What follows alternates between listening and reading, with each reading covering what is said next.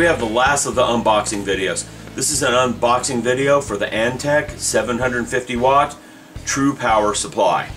It says it's an advanced PSU solution, whatever that means.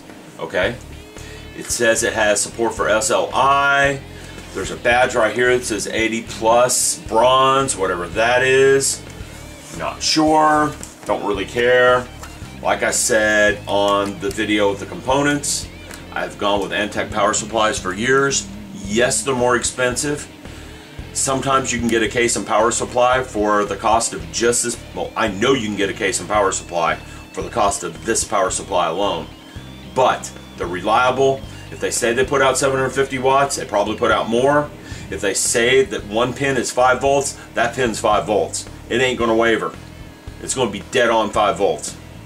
Go with a cheap power supply, they're gonna say 1,000 watt power supply. You put a load on it, it heats up, you're gonna be getting 500 watts. Put a load on this, heat it up, you're getting 750 watts. Second, the cheap power supply, some of the pins are supposed to be precisely 5 volts. They're gonna bounce up and down, they're gonna move around. They're not gonna give you a clean source of power. Modern electronics require clean sources of power. You start spiking voltages through your processor, you're not going to have a processor. So let me get into the unboxing here. The very top, we see cables and cables and cables and bags of cables. First, power supply cord. Yeah, you need it. I don't. I've got about 50 of these things. Anyone wants a power supply cord? You want to send me $3 on eBay through PayPal and your email address, I'll send you a power supply cord. Now in this bag, like I said, this is a modular power supply. We have power cables. These plug into the back of the power supply. We get this brute of a power supply out of this box. Okay? The only other thing in the box are instruction manuals. I'll have a read through that later. The instruction manual itself is a fold out. It tells you what power connectors go in which spots. That is a good idea, although these things tend to be modular, and the information is listed on the back of the power supply itself. Also comes with screws to attach the power supply to the case. We're going to need those. Pulling the wrapper off the power supply itself. Let's see what we got here. I might not be nice and just get a pair of scissors and cut that thing off. It's coming, just slowly. And we pull our egg carton side panels off. We have a nice wrapper, 750 watts, true power supply. Thing has what looks like a 120 millimeter cooling fan on the top. That's good. That means this thing's going to be nice and quiet. I know it's blue LED backlit, according to the site I bought it off of. We've got the air intake on the back, and we have the main power cables, the ones that are not modular. Okay. Power cables appear to be labeled. Let's see here. These are motherboard supply cables.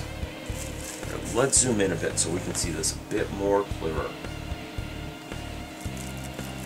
Okay, right here we have the power supply for the motherboard.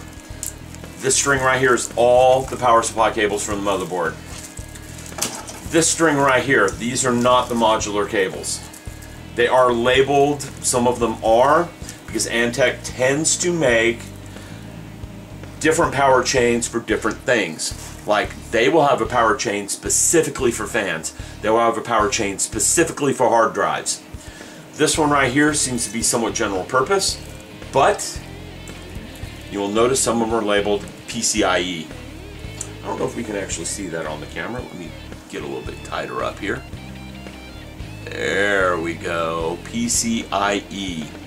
These labeled PCIe are specifically for the video card. Another reason I go with the Antec power supplies is because these things are labeled. It does have on here some Molex connectors, and if I can find one, I'm not sure what that is. That's a newfangled SATA power connector. I haven't seen one of those before, but I know that's SATA. Okay, and we have a floppy drive power connector on here as well. Now, let's get to the back of the power supply itself. We're back. Now, looking at the back of this thing, what we have, if I zoom in a little bit, are 4 ports. Okay? 2 red, 2 black. The owner's manual says 12 volt 1, 12 volt 2, 12 volt 3. Not a big help. So I decided to go to a different source. So let me pull this out a little bit. Here we go. Put the power supply down. Bag of cords. If in doubt, look at the bag of cords. When I start looking at the bag of cords, 2 of these have red connectors, 2 of them have black connectors. The black connectors have primarily Molex connectors on them. Molex connectors were used with the old ATA drives primarily. I don't see any SATA connect. Oh yeah, one of the black connectors is all SATA drives. Okay, that is a good thing. All SATA drive power. And then we got 2 red connectors. The 2 red connectors are all labeled PCIe. So in other words, this has a separate power chain for the hard drives, a separate power chain for old school hard drives, a separate power chain for 2 more video cards. So I could literally run everything in this system off this power supply. Well, that was the goal when I bought it. That was a stupid comment. But anyhow, here's the unboxing video on the power supply. Hope someone finds it useful.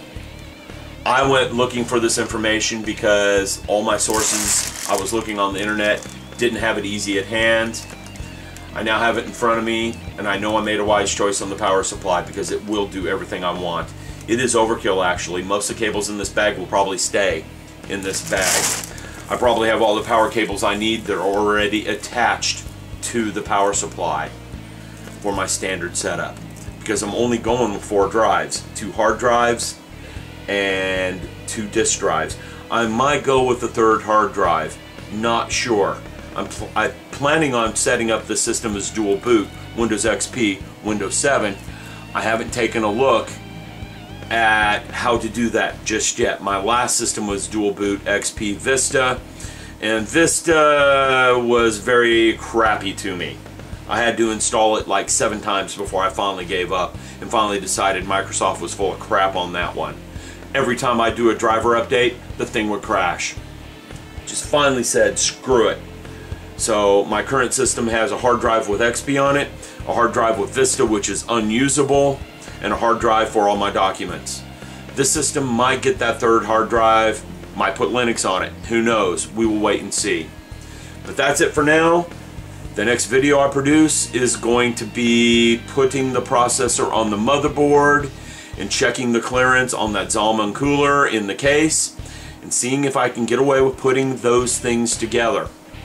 So that video should be made in a few days and posted a few days after that. Thank you and have a good one.